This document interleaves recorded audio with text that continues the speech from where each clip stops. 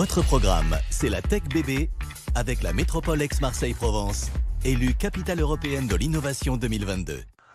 Retrouvez C'est la Tech Bébé avec le Crédit Agricole Alpes-Provence.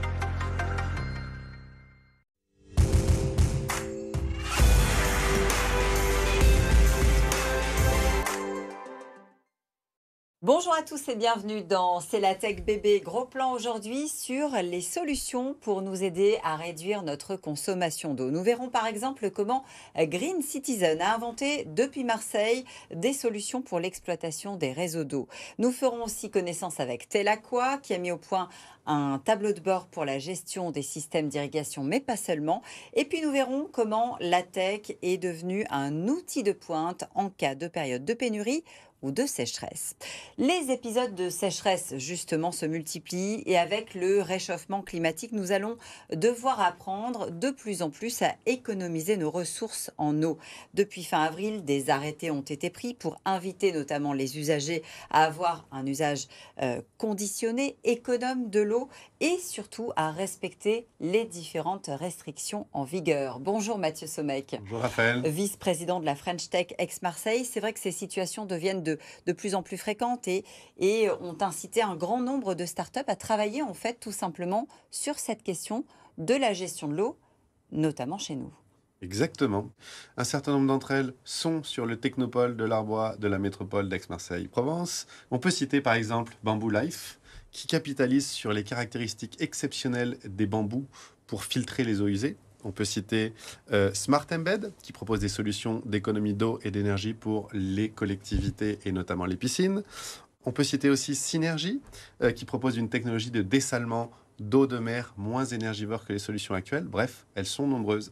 Alors, comment la tech, justement, est devenue un plus pour nous aider à économiser l'eau et à gérer la ressource? La réponse, c'est tout de suite avec nos experts.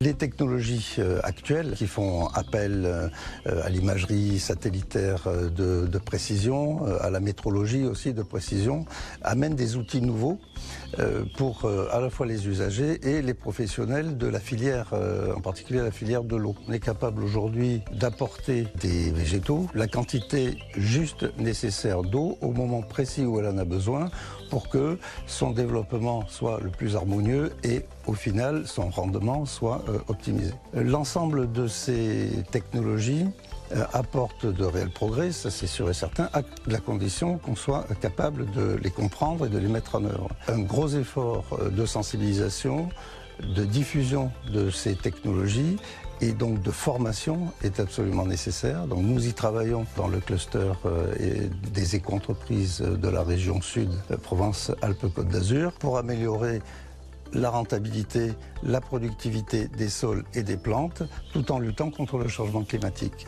Et parmi les innovations du territoire, il y a notamment Green Citizen. La start-up, vous l'aurez compris, fait partie de ce que l'on appelle la Green Tech. Son ambition, grâce à la collecte de données, aider à trouver des solutions pour une meilleure exploitation des réseaux d'eau, quels qu'ils soient. Marine Bossy est allée voir comment elle s'y prend. Arrosage agronomique, détection de fuite ou encore gestion à distance de vannes connectées, Green Citizen a conçu ses solutions d'arrosage intelligentes.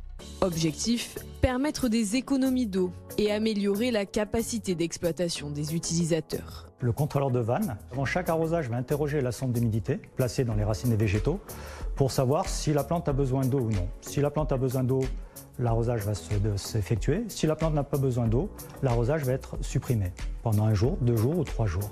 Ce qui permet de réaliser des économies d'eau très importantes, notamment par rapport au système de programmation classique où on met un programme d'arrosage en début de saison qui est le même qu'à la fin de saison. Donc il arrose tous les jours, quoi qu'il arrive. Depuis 2 ans, la ville de Marseille expérimente ces solutions dans 2 de ses parcs municipaux. Grâce aux détections de fuite et à l'arrosage intelligent, près de 2 600 000 € ont été économisés. Ça nous permet d'avoir une gestion beaucoup plus vertueuse de l'eau et de savoir à l'instant précis où sont les défaillances, quel est le manque pour nos espaces verts. Pour le moment réservés aux collectivités, ces solutions seront déployées à l'avenir pour le secteur de l'agriculture, puis pour les particuliers.